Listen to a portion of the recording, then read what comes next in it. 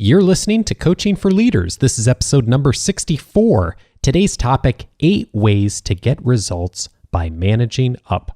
Produced by Innovate Learning, maximizing human potential. Welcome to Coaching for Leaders. This is the show for leaders who want to improve themselves so they can better engage and develop others. Whether you're a seasoned leader or leading people for the first time, improving your leadership skills will drive your success, and most importantly, the success of others. This week, we're looking at 8 ways to get results by managing up. Well, thank you so much for joining us for the 64th episode of Coaching for Leaders. I feel like I should break into song of that Beatles, When I'm 64. Oh, I love that song. I don't think we could probably play it without breaking some sort of copyright laws, but yeah, and I'm pretty sure people don't want to hear us sing it, even though we sing. I guess you're breaking right into it, aren't you? Yeah, why not? Well, my name is Dave Stachowiak, and we're not here to sing to you. I am joined by the amazing Bonni Stachowiak, who is back to join us by popular demand for another episode. Glad to have you back. Nice to be back. Nice to be back on this topic about managing up. I was thinking about at first that, managing up really what people are asking for, because this was a listener request. It was a listener request, actually multiple listeners. Yeah, I thought, is more of what they're asking how to lead up, but then I thought, no, managing is generally considered traditionally 4 functions of management. So there's planning, organizing, leading, and controlling. And controlling is not the trying to control other people, because sometimes we try to control our managers. Yes, but we all have probably tried to do that at one point or another. It's the idea of controlling when things don't happen the way we expect them to, adapting to our circumstances. And when we're not achieving our goals, having contingency plans and things like that. So I think that's kind of a perfect lens of thinking about how to do well, not just with people who officially report to us or our peers, which is a whole different show, but where there's a different power dynamic. Yeah, and I'm glad you mentioned control, because when I was doing research for this episode and looking at some different articles and books, one of the themes that kept coming up was either articles about how a lot of the advice on there on managing up is really manipulation, or actually finding advice that was generally manipulation. And so one of the things that when we put together this episode today of giving you advice that I think all 8 of these things, I would hand these to anyone I was in a relationship with from a management standpoint, and I would be very happy to communicate that I was doing any 8 of these things. I don't think there's anything here on this list that I would put into the category of manipulation. Certainly anything we do, if we do it from the wrong perspective, can be manipulation. But if we do it genuinely like this, I think this list is something that just about everybody could agree with, that if you do these 8 things, that you are going to have a lot more success of being able to influence people who are managing you. Yeah, and the other thing that we talked about with regards to this list is that not all 8 will apply given a particular situation. So we'll talk about that a little bit as we go along. But while I agree, it's not good practice to have manipulative techniques that you're adhering to, because you're essentially just signing up for, I'm going to set up a non-trust based relationship with this person. Right. So I totally agree with that. And yet, for everyone, I think, gosh, there's going to be circumstances where not every one of these is going to work, but certainly great opportunities to try different approaches. Yeah, and these are great places to start. So if you can start here and you're doing many or most of these things well, then the potential you have to build a lot more trust with someone who is managing you and to get buy-in from that person, I think is pretty good. And so let's take a look at this list, Bonni, and let's jump right in here on the first one, which is number 1 advice is when managing up, support your manager publicly. And I'll say that this is, I've found that this is something that for me, whenever I've been in a situation where someone has dialogued with me about something they're not happy with about a leader or a manager or someone else in an organization, I think these conversations tend to fall into 2 buckets, at least has been my experience. One is it's just someone who wants to gossip and wants to talk about, why they don't like this person or why they don't like this person's style. And then the second possibility is that it's truly someone who's trying to do some problem solving. They've run into an obstacle with a particular leader or manager, and they're trying to solve a problem.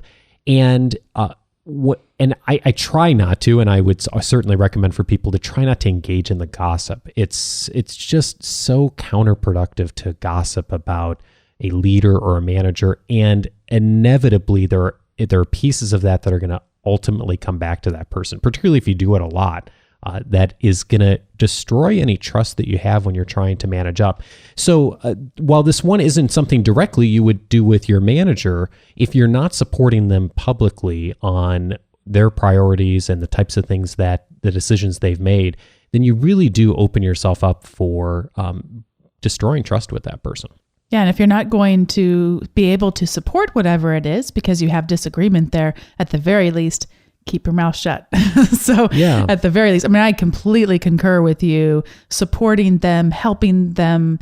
I guess this may fall into one of the categories you're talking about, Dave, of not sounding manipulative, but making them look good is something that you hear sometimes when talking about managing up. And that, that may be a little bit manipulative, but certainly helping to provide credibility for the person who you report to on an org chart is going to help establish credibility for your whole department. You're contributing to that by helping that person seem credible in their leadership. You also have that reflected on your department. I love reading about studies about happiness too.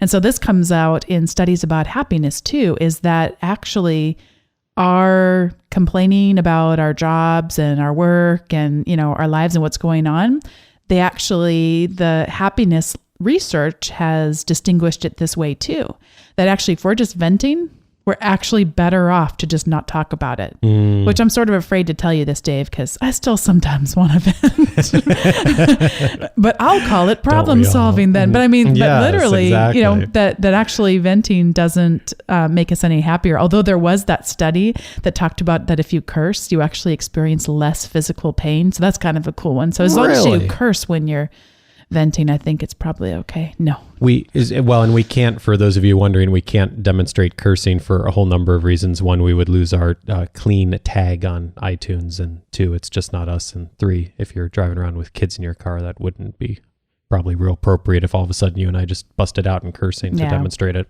I will say, hear us doing that. No, I will say one thing here on the problem solving. One thing I found that's helpful, Bonni, is when I get in these situations, and I am willing to engage with someone either in a client situation or leadership situation, if there's another party that isn't present and that person maybe is trying to do and they're truly trying to do some problem solving and it's coming from the right place. They said, how can I make this work?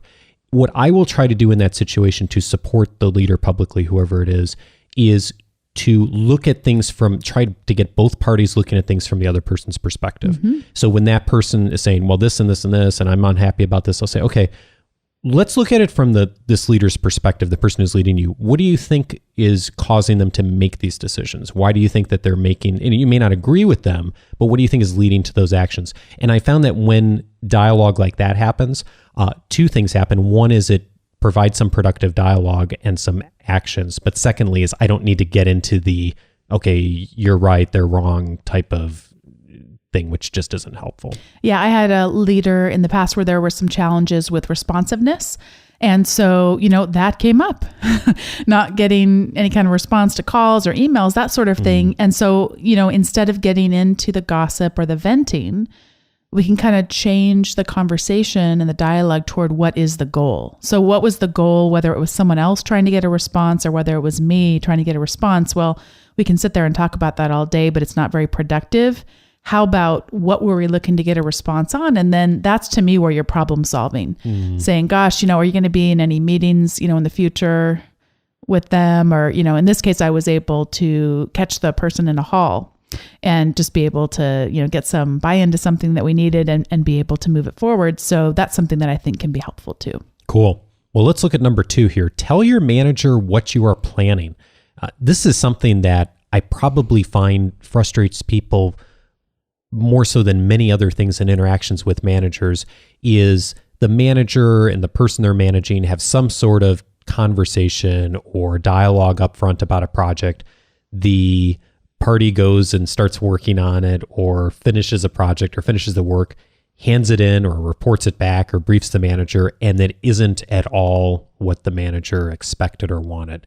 And a lot of times we can prevent that type of thing from happening by keeping the person who's leading us in the loop of what we're doing.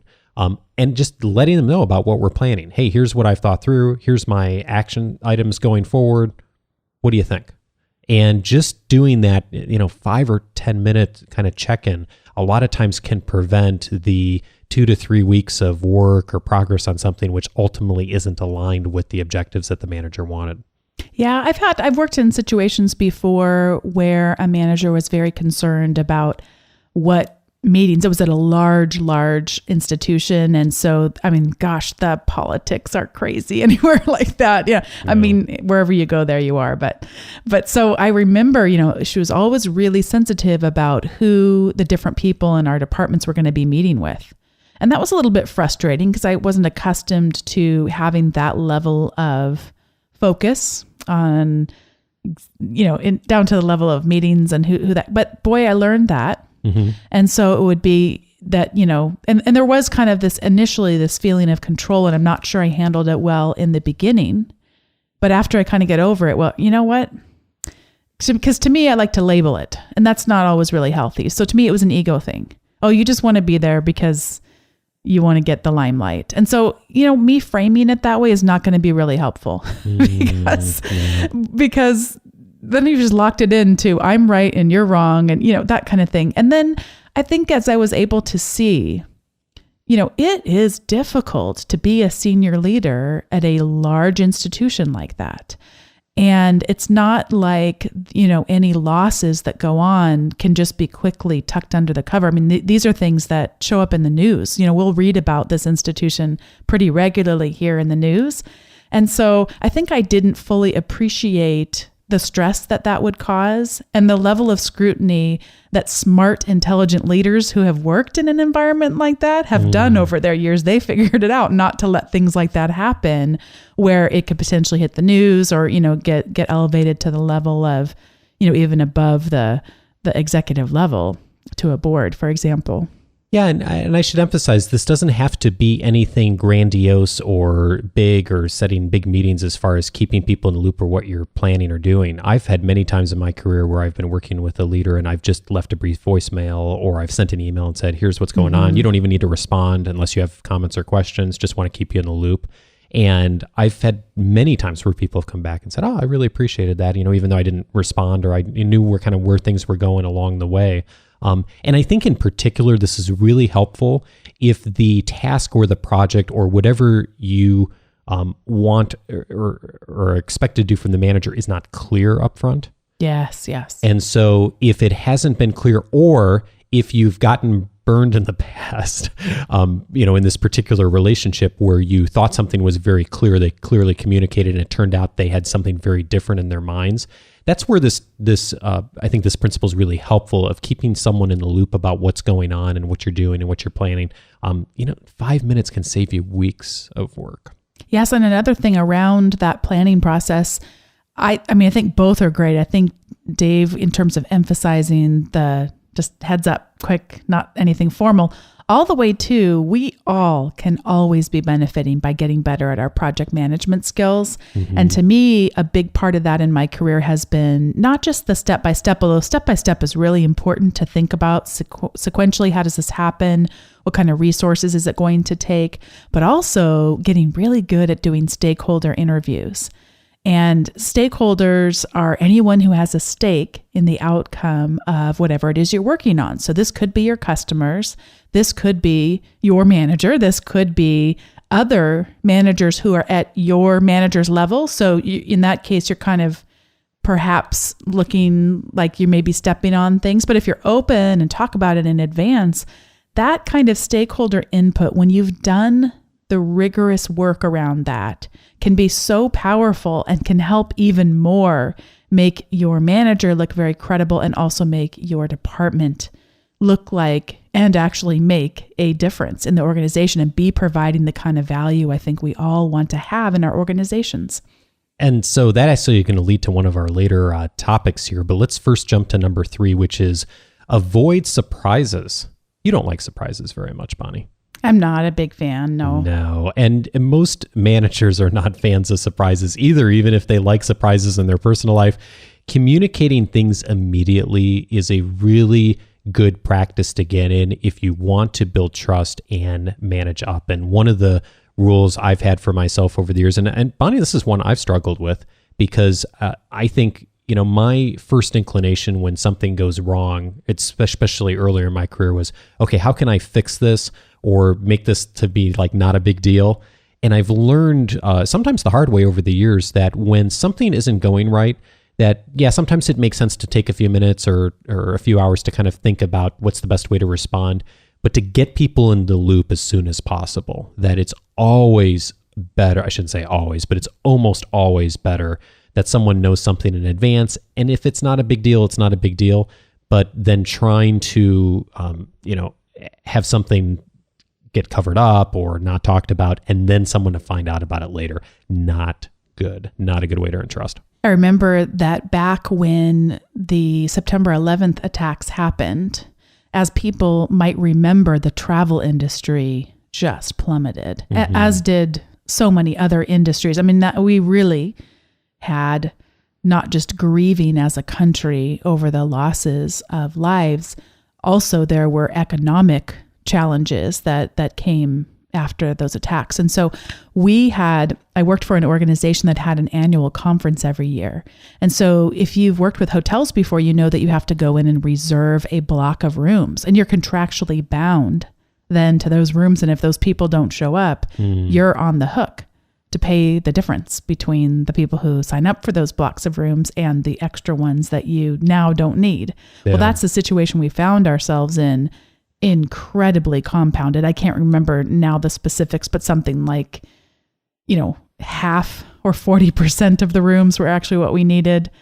And I remember going, in this case, I didn't go, yes, I told my manager about it, but this was actually the president and CEO of the company that we sat down. And it was really, because this was so scary. And I was really frightened by the situation. I'd never had anything like this where I was going to be, ultimately having that kind of a loss on my P&L. I'd never seen anything like that. I was really good at managing a P&L. And so this was, frightening to me. And then the person who was my events manager, it was also, scary for her too. And so I remember it was wonderful because by not surprising him, not only was he aware of it from a financial perspective, because, it had the potential to affect the company's overall bottom line, but he also helped us problem solve. And so by getting him involved earlier, it was so great. He started out with, what's the worst thing that can happen? Let's talk about that. And then I went, wow, that's the worst thing that can happen. We're going to make it through this. And so we never really make great decisions when we're operating out of fear. And so there's something in our brain called an amygdala. And the amygdala is what happens. It's that flight or fight response. And so when we're processing things out of fear, we're not really tapping into our ultimate abilities to conceptualize and think creatively and problem solve. And so it was so nice to have him free me up with that and be able to think and problem solve. And then he had so many great ideas. And the long story short is it had a happy ending. So. Oh, good. Well, and I think this is hard because sometimes people have bad experiences with this. And in particular, if you work for the shoot the messenger type, where, and I've had this happen in my career where I think I can think of someone in particular where whenever I would bring her information that I thought was really helpful and I wanted to cut things off from not being a surprise, her first, even though she wasn't truly upset at me, her first response was almost always to get very defensive and combative with whatever it was that was not going on right. And unfortunately, a lot of managers can teach people that not to tell them bad news as a result of that.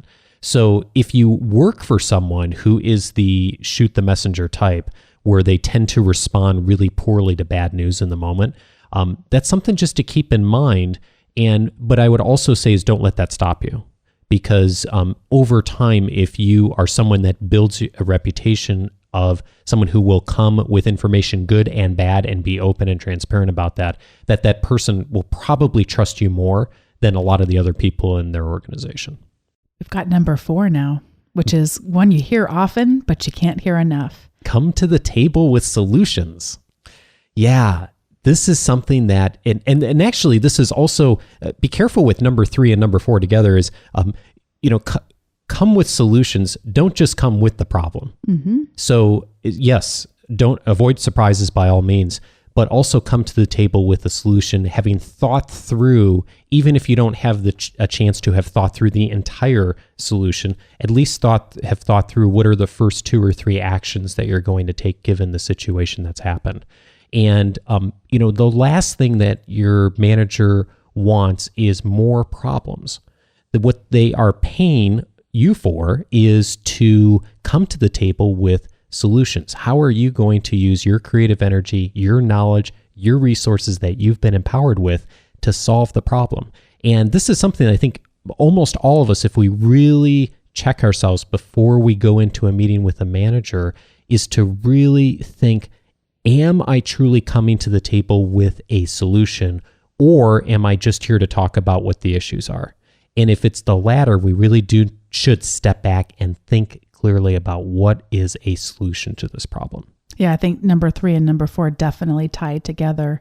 And I loved the way that you phrased that too, Dave, because you're coming with solutions that you are going to implement. Not, this is not a way of, because not only do they want to hear about a problem that they can't do anything about, but they don't want you to add to their laundry list of things to do. So be prepared to take some initiative too. That can go a long way in building your credibility and visibility within an organization. Yeah, we need to own stuff. If there's problems, that's what we get paid to do. And, if I love the quote that captains of ships aren't hired for the good weather. They're hired for the days of the storms, because anyone can pilot a ship during good weather. Mm-hmm. So same thing with leadership and good management and your job. There are probably days that there are other people who could do your job when it's easy.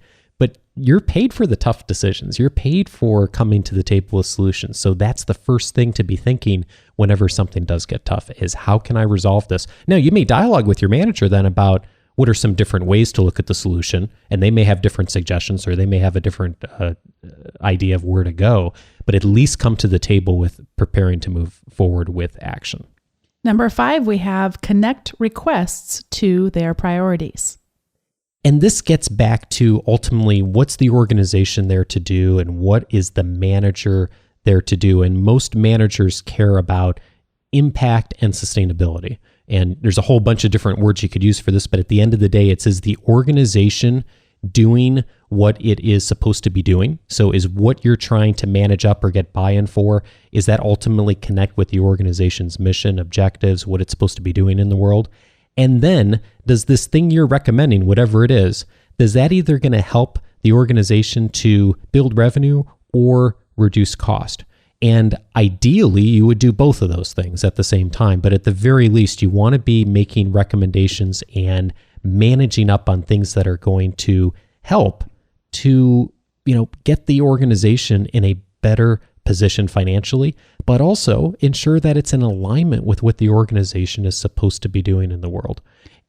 This can be a good thing too if they come to you with requests and you're overwhelmed and there's, already your resource limited. Then instead of being a person who's known for saying no, you can be a person who, it can be, you are negotiating at this point. And so they may not always like that initially, because, they may just enjoy hearing the yeses and you figure it out, but you don't want to set yourself up for failure to not be able to truly execute on the plans that they're asking you to deliver on. So in this case, you can say, gosh, we're, the team's working on this, this, and this. And so can you help me see maybe how this fits? I just want to make sure before I, start, is this something that we should halt these other things on?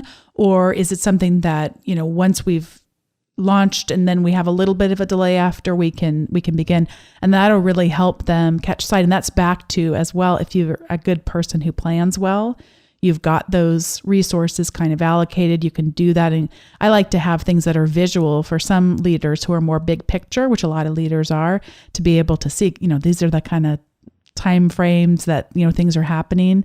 And that really helps them kind of, for themselves, really assess it better if they haven't thought it through. And someone who is in a management role and has, is at least doing a mediocre job in their role is hopefully going to have priorities of what's important to them. And so one of the things that we should always be thinking of anytime we come to a manager asking for something is, how does this thing that I'm asking for, this initiative, this product, whatever it is that I want to move forward on, how does that connect with that person's goals? Is it in alignment with them? And if that manager hasn't made their goals clear, there's a couple of ways to do that. One is to, make an educated guess. I mean, there are ways to figure out what's important to people if they haven't made it specifically clear. And one of the best things I find, and you've taught me this years ago, Bonni, is look at where people spend their time and their money, of figuring out what's important to them. And I think the very same thing is true in management, is figure out where your manager's focusing their time and their resources right now. What are they allocating budget to? Most likely, those are the things that are most important to them. And those are the things that are their priorities. And you want to make sure that if you're making requests, that they're going to be very much in alignment with those priorities. Of course, number 6, we want to be spending our time thinking about those things that our boss won't.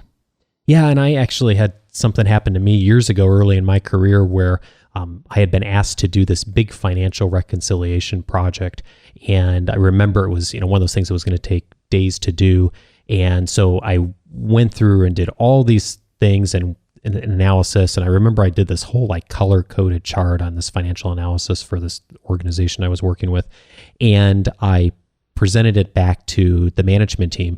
And this one manager in particular was kind of our senior manager, was just unbelievably impressed with the colors and the analysis and all this work I had done. It had been this ongoing problem for 6 months, a year, and was able to really see the value that was there. And it was funny because I remember thinking at the time, I couldn't understand why she was so impressed with it. I was like, well, anyone who was doing this reconciliation would have done this, would have gone through the colors and the charts and all that. But what I realized in the long run is that she didn't have that skill. She didn't have that ability to look at something objectively and to organize. She had great skills in other areas, but because I brought that skill to the table, that helped to really build a lot of trust and engagement between the two of us. And prior to that, I didn't have the best relationship with that manager. I didn't have a bad relationship. I just didn't know that person very well. But after that, it was like I could do nothing wrong as an employee. And so one of the things is to think through, what are some of the strengths that you bring naturally that your manager may not be considering, and to bring that to your solution, to bring that to your conversation, to bring that to your work. And if you can show that and demonstrate that, you're adding a lot of value to them. And good managers will recognize that. Good managers want you to bring things to the table that they're not going to see, because that helps them to overcome their blind spots too. Number 7, don't go over their head.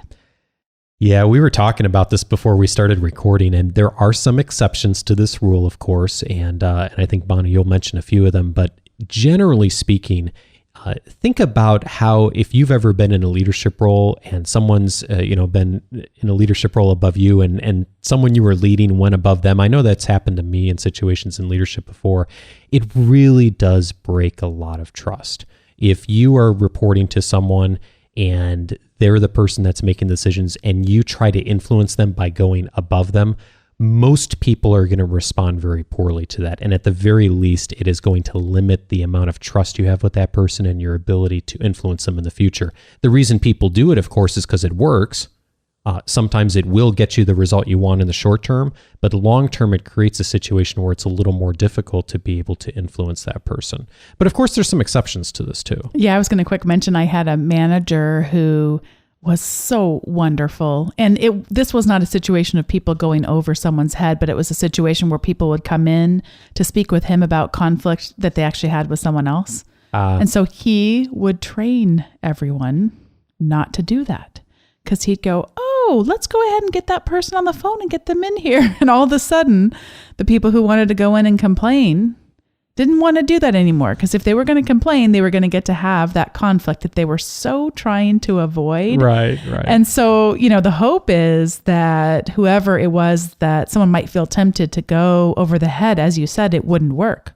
Hopefully, an organization based on trust is going to understand that hierarchy can be really helpful in terms of communication and facilitating an effective use of resources. And so, it's not going to pay off, and recognize, yes, I mentioned that there will be exceptions. So there are such a thing as whistleblowers, for example. If something's going on that, you just have a moral duty to make someone aware of, and perhaps your manager is somehow involved in that, and you have to keep them out of the loop. Recognize when you do it, the severity of the action that you're taking, and recognize you could be putting everything on the line. Yeah. This could mean the loss of your job. Yeah, it can. And that's why this is something that, depending on your manager and the relationship, is really something to give some thought to if you are going to do that. But at the very least, this should be something that's done very rarely and really thought through in advance if you do feel that you need to do that. Certainly things that come up legally or ethically can fall in that category, but be very careful when you make that decision. Yeah, I can recall a time some long time ago that I did break this rule / guideline and just had to make sure that they were aware of some things that were happening. And I was very professional, did not tell a lot of stories or vent. And it was just one of those, just needed to make sure that they were aware, because I thought if there was going to be a situation where an outside agency was going to come in and audit and in certain areas. And I thought, if you just allow this to happen through omission, then you're just as guilty as, potentially people who are contributing to that risk at the company. So yeah, but recognize it's a dangerous game we're playing. Yeah. Well, okay. So number 8, get advice from others you trust. This is really a good strategy to utilize, particularly when you are maybe in a situation where you're being led by someone who's in a new role, or someone you haven't worked with, or maybe you're in a new role for the first time. It's always helpful, I think, to get advice and suggestions from others who maybe know that leader better than you do and can advise you on what are the things that are important to them, how do they like to have proposals brought to them, what's their personality like. I know that's been very, very helpful for me in situations, particularly when I've gone in and spoken with clients and I'm going into a meeting with someone new, and I know other people in the organization who, care about that same issue, care about that wanting to be supported.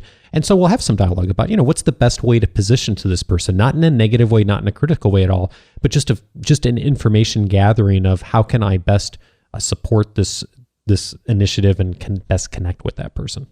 In closing, one of the things we want to recognize is we're not always going to get what we want. And sometimes that's actually a good thing. Yeah, because curiously, people who are in the management leadership roles are there for a reason. Now, that's not to say everyone's always perfect in their roles, but a lot of times they do have more experience than us if they're leading us. They have sometimes a perspective that we don't have, and we won't always be successful at managing up. And that's just the nature of, human behavior and the business world and organizational world. And that's a good thing sometimes. Often, it will be a great learning lesson when we pitch something new and we don't have someone buy into it for whatever reason. Usually there's an opportunity to learn from that or learn something more about the organization or the business or the industry that we didn't already know. So use that as an opportunity for learning. And then, yeah, go ahead. One of the things that has helped me is not to elevate a manager up to someone who's supposed to be perfect and not to label them in a real derogatory way that they remain fixed. They're human. Yeah. Yeah, the org chart says that this person has more power than the people who are under them on the org chart. Aren't org charts fun? And so, neither way is helpful. But what can be helpful is to tap into the part inside you that says, I care about this company's mission. I care about what they contribute in this world. I care about my own individual contribution to that. And the fact of the matter is, I can't do this alone, nor should I. That would be really prideful to decide, you you're the only one who can save the company or, make this better. And so that's a real egotistical way to frame things. So if you can be regularly tapping into that sense of mission, the sense of purpose, and the fact that this is someone who's engaged in leading toward that end as well, and know they're not perfect, and neither are you. I mean, just what a wonderful place to be.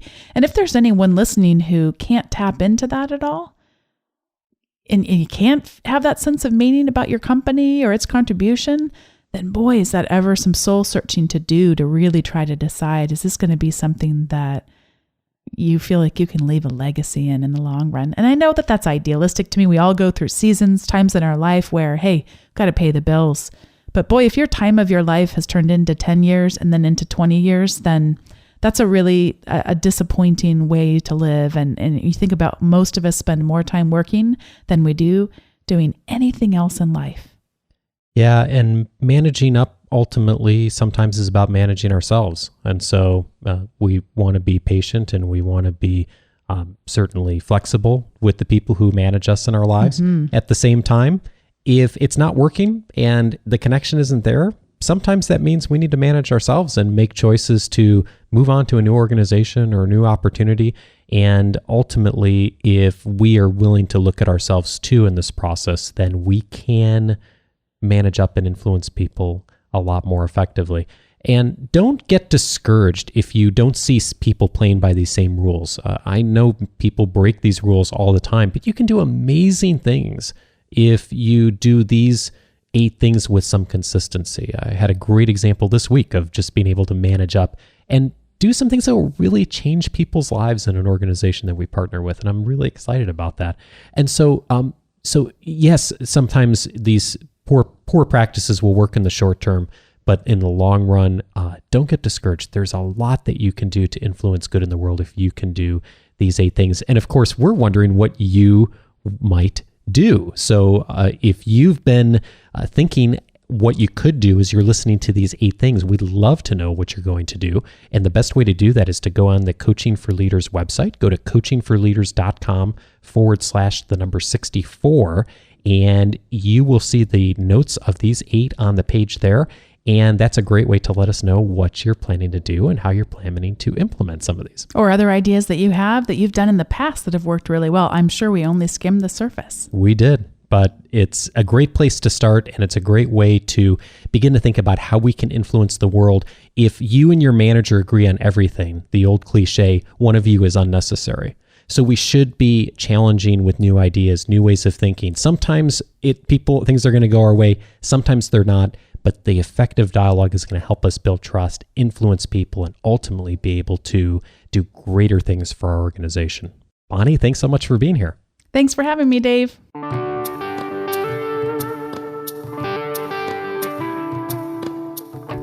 You heard the website address a moment ago. You can also call in any comments, questions, or feedback to our listener hotline, 949-38-LEARN, or email to feedback@coachingforleaders.com. You may remember Bonni mentioning this was a listener request for this topic of the episode. And so if you have additional topics that you'd like to hear us cover and more perspective you'd like on a particular aspect of leadership, we are here to do that. So send me an email or hop on our Facebook page anytime and make a suggestion, and we will do our best to incorporate it in an upcoming episode. And one announcement this week about the newsletter, the Coaching for Leaders newsletter. If you are on our list already, thank you so much. And if you are on our list, you received an article this week from me on how to avoid mistakes when rolling out something new. And I have decided to start making the newsletter a little more frequent. Originally, when I had announced it, I had mentioned we'd probably send out a newsletter once or twice a month.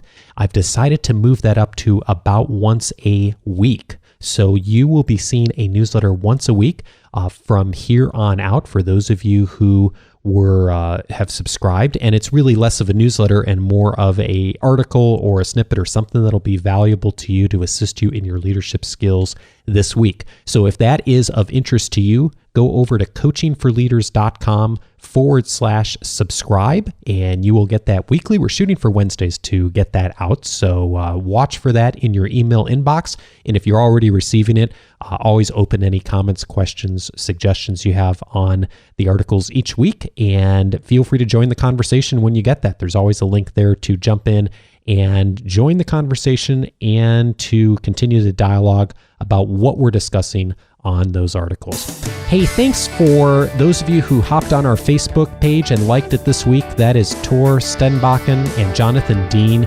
Thank you for jumping in and joining the conversation. And I'm doing a monthly series on Facebook right now of things I'm grateful for. Hey, it's Thanksgiving month here in the States, so I'm posting things that I'm grateful for on our Facebook site. You've seen that there if you're already liked it, so feel free to hop on our Facebook site, coachingforleaders.com/Facebook. Hey, the link for the show notes is on our website as always, coachingforleaders.com/64. This show airs every single Monday, and wherever you are in the world, whatever's on your agenda today, take one idea from this show to engage and develop someone you lead. Have a great week, everyone, and happy Thanksgiving to those of you here in the States. Take care and see you in a week.